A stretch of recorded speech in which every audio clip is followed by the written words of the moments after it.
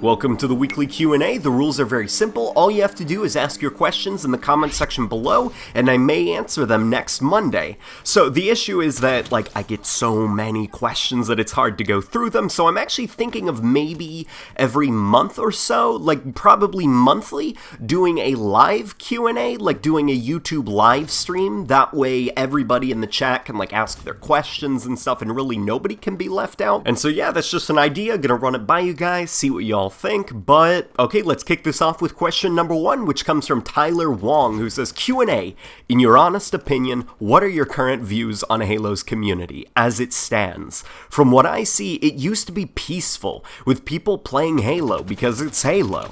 Now it's completely splintered to pro Bungie, pro 343, and that little chunk who just play it because it's Halo. Everyone seems to yell at each other in the comments, claiming Bungie's superior, 343 can suck a dick or whatever, 343's cancer to Halo, and vice versa. Can't people just get along?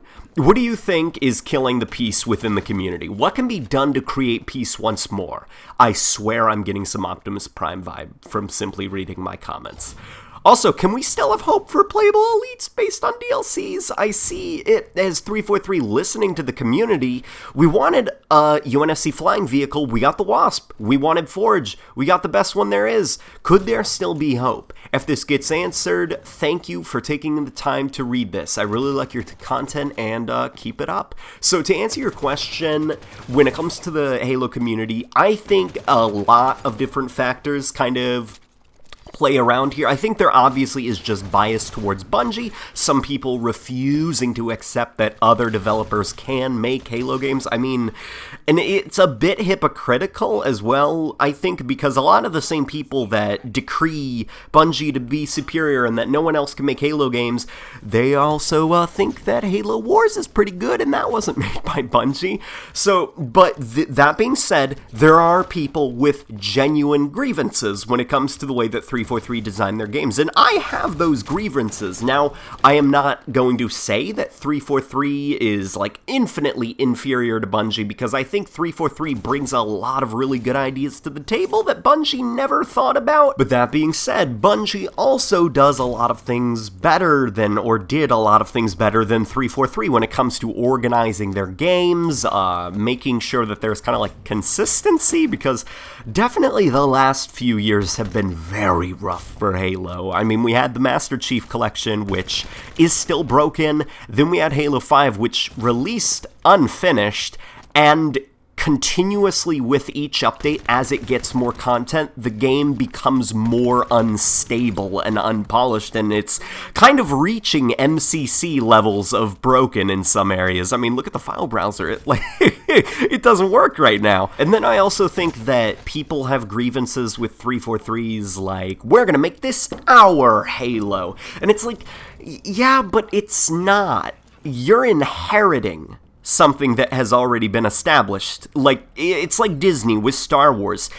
Star Wars Rogue One, they didn't redesign Darth Vader, they didn't redesign Stormtroopers, and okay, if you're gonna make the argument that, yeah, but that takes place before, The Force Awakens and stuff, okay, well, the Forward Unto Dawn in Halo 4, all the weapons on board the Forward Unto Dawn and stuff, everything. Why was that changed? Why isn't that, I mean, those stuff were from the Bungie era Halo games. Why didn't Halo 4 start off looking exactly like a Bungie era Halo game, as we're in the wreckage of the Forward Unto Dawn, using the Halo 3 assault rifle, the Halo 3 battle rifle and stuff, and then once we land on Requiem, we start seeing new Forerunner structures, and then when we meet up with the Infinity, that's when we begin seeing the new tech, because this is a new age now. Master Chief has been gone for 4 years and humanity's evolved without him.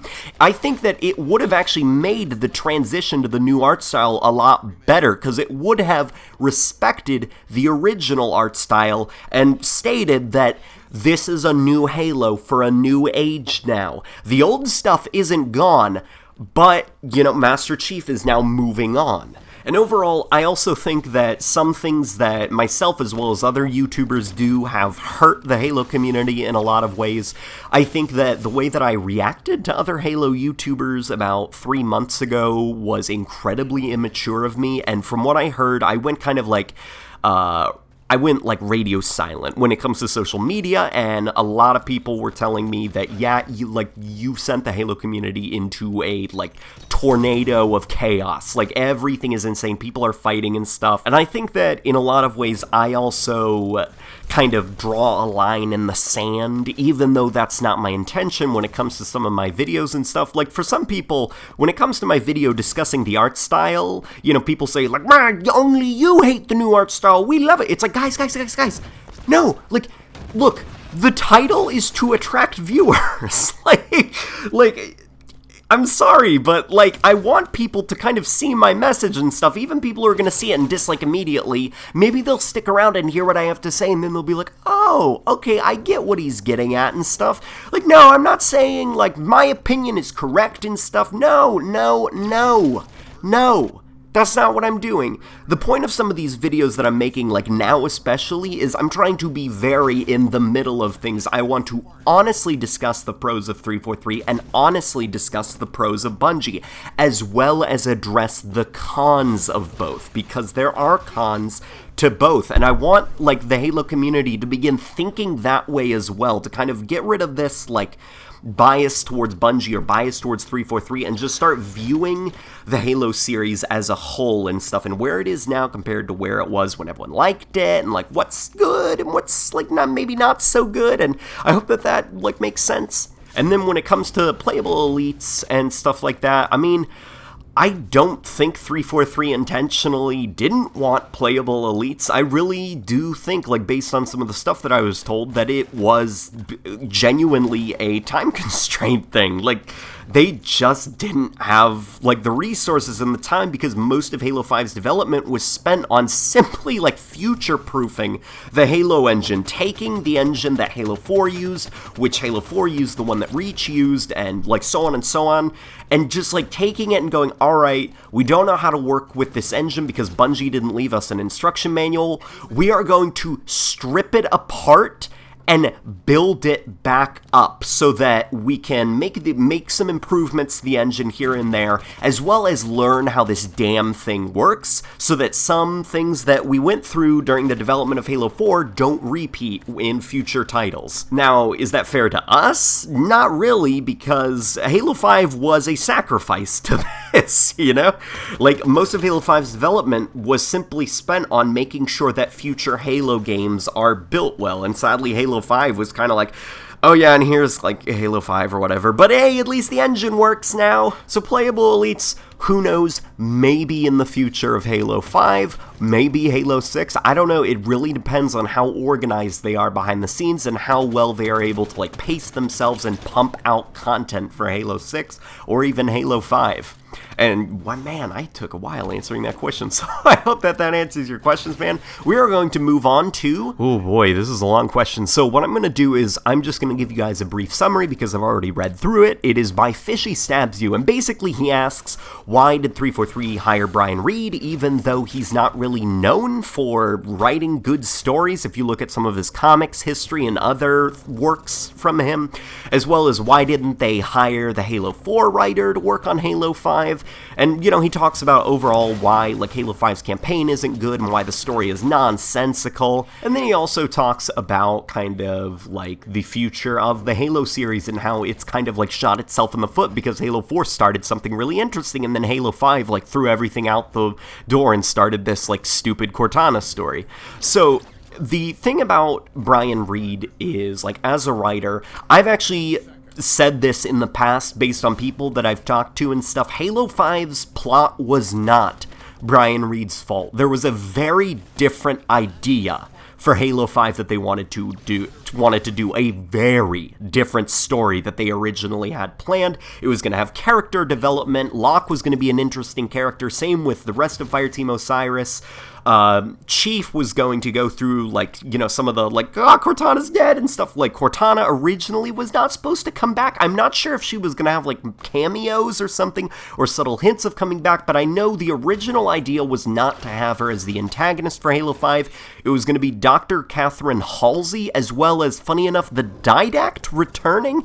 Now, I was told that the Didact was going to come back, like, partially rebuilt. Like, the idea was supposed to be originally that when he falls into his, like, portal thing, like, whatever, like, he comes back, he's, like, partially rebuilt using Forerunner technology and stuff, like, oh, now he's more machine than man, like, the Didact's descending even deeper. Like, I think it sounds a little bit corny, the idea of, like, the bad guy returning as, like, a cyborg robot. But, I mean, who knows, maybe it could have worked.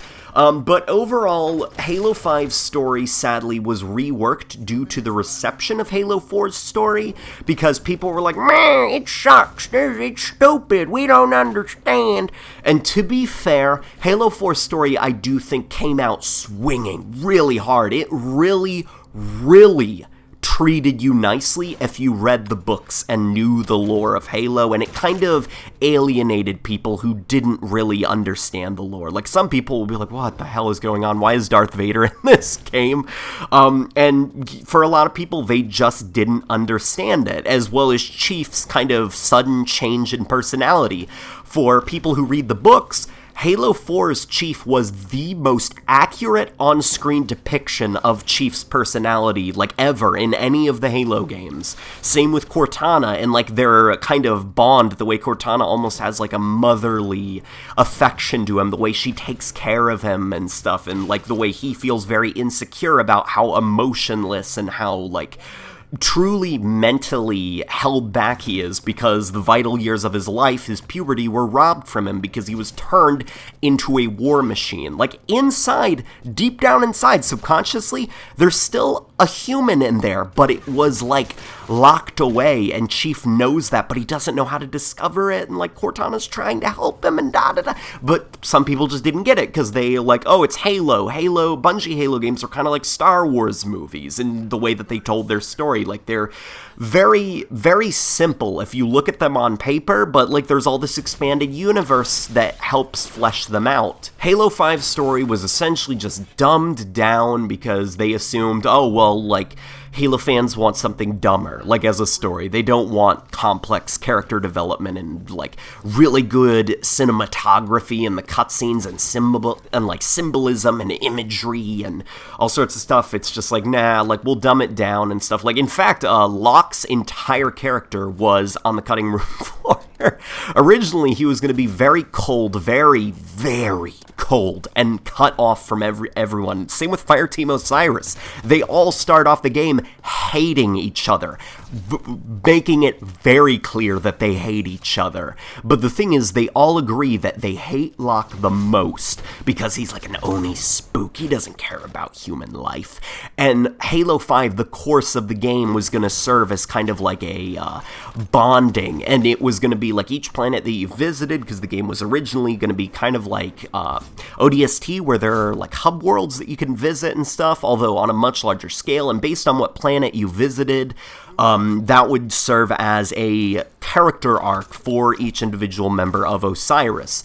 And the game was kind of like their kind of like official, like, now we're a team, was all going to converge on the siege of Sunayon, which would have made Tanaka's weird, like, we've come a long way speech make a lot more sense, because yes, now they've come a long way, because they started off the game hating each other's guts, and now they're actually a team. They respect each other because they understand each other now based on all the bonding that they went through. It's frustrating stuff like that as well, because I was the dummy and didn't know this stuff, so when I made Brian Reed's name public, I was like, this man, the writer of Halo 5, he cannot write anything because I'm a person who doesn't get how video game development works.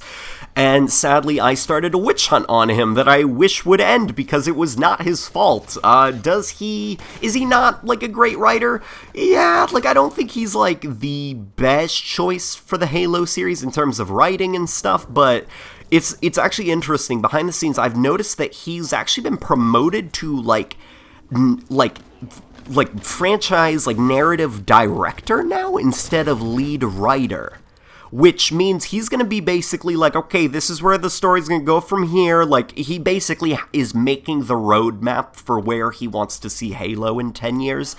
And that means that other people will basically be like, gotcha, boss, and then they will write the story. And so I don't think he'll be writing Halo 6, which is gonna be interesting, but I'm gonna give him a chance with Halo 6. You know, Halo 5 was not his fault, so I'm gonna give him a chance. Overall, I know that I didn't probably answer everything that you wanted and stuff, but I hope that I kind of answered it well. But we are going to move on to a question from Mariam Azimi Tabrizi.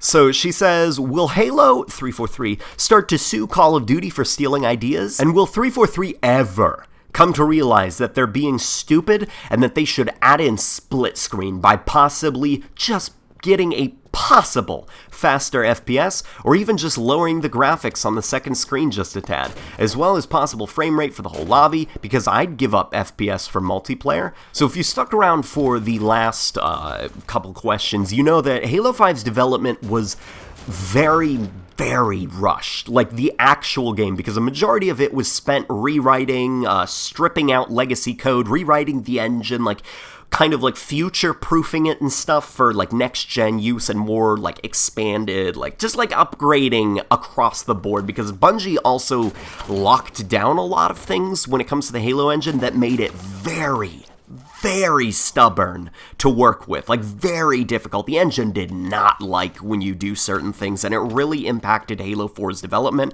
so they were like, no, we gotta make some upgrades here. And so sadly, Halo 5, a lot of its development was spent on upgrading the engine, and I think that split screen was less of like a, no, like FPS, like sorry, it's not possible. I don't think that's the reason. I genuinely do think it was like a matter of time constraints. They were like, okay, split screen takes this amount of months to test, but we also need to like put resources into getting this fucking campaign mission to work, because maybe some random campaign mission keeps crashing and they can't figure out why, and they have to apply resources to it or something. And so it was literally a matter of, oh my gosh, we have to cut split screen because we don't have time to work on it. So, sadly, they made the choice to cut split screen, and then they came up with some BS excuse, basically so they didn't have to publicly say, we literally did not have the time to make split screen work. And then when it comes to the Call of Duty stealing Halo, man. Okay, so Infinite Warfare, I think, looks like a horribly uncreative game. The multiplayer beta, I didn't even play. I've heard it was terrible. Even the Call of Duty crowd said the multiplayer beta was terrible. I have no interest in the game, aside from the Zombies mode. The Zombies mode looks like a lot of fun. I've always liked Call of Duty's Zombies modes, even through like the ones like Black Ops 2 and Black Ops 3, definitely. But overall, like, when it comes to Infinite Warfare stealing, like, Halo's assets and stuff, I think it's a bit of a mixed bag, because Bungie now works with Activision, and so I wonder, I know that for a fact, if you look at some of that stuff, it's definitely a reference to Bungie's work. Like, there's this, like, player card thing where it's like a red robot holding what looks like an energy sword, stabbing a little blue robot, and it looks very similar to that Reach artwork. Like, that is so similar that I wouldn't be surprised if that was just, like, a reference. Like, hey, Bungie, you're with us now, buddy. Look, we did a thing about Halo Reach. Hey, remember you guys made Halo Reach? But then there's some things like the look of the Pelican where it's like, okay, guys, like, if you're gonna, like, reference Halo now that Bungie is with you, like, it can't be, like, a main attraction or something. Like, it would be if someone made a movie with, like, Terminator references, and the plot was about a girl running from a robot that came from the future, and the robot was called the Terminator. Like, see, you get what I mean? It's like, I get that you're trying to do a reference to Terminator, but what you did was inadvertently rip off, because, like, the focus of your movie is the Terminator, and that's kind of what they're doing here. Like, your dropship in Infinite Warfare, guys, you may have been trying to be like, hey, look, it kind of looks like a Pelican from Halo, but you, like, why not have it as some ship in the background on some multiplayer map? Like, you guys literally stole the Pelican from Halo.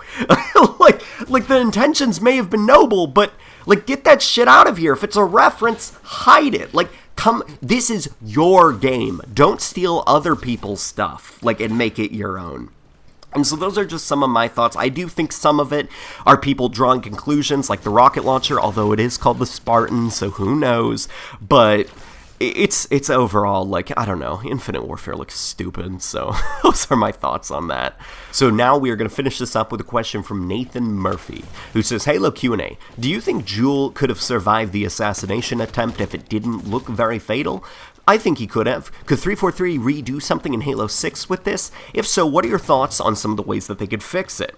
So, I have actually read the rest of your question, buddy. Thank you so much for your compliments and stuff, but I gotta keep this short. So, basically, I've actually already thought of this, and I'm thinking of making a video on it. One of the ways that 343 could have done Jul 'Mdama a little bit better if, alright, you gotta get rid of everything Halo 4 set up because the fans didn't like Halo 4. Well, what you could have done is, instead of just kill off Jul 'Mdama, okay, they get to Jul 'Mdama, the, like, cutscene's playing out as normal, like, Vale flips over an elite or something, and it's like, Rawr! And it, like, falls down a pit or something like that, but then what happens is suddenly, boom, boom, like, searchlights land on everybody, and there's, like, whirlybird sounds, and, like, these black falcons drop down, and then there's, like, a loudspeaker, like, Spartans, stand down! The Office of Naval Intelligence has this!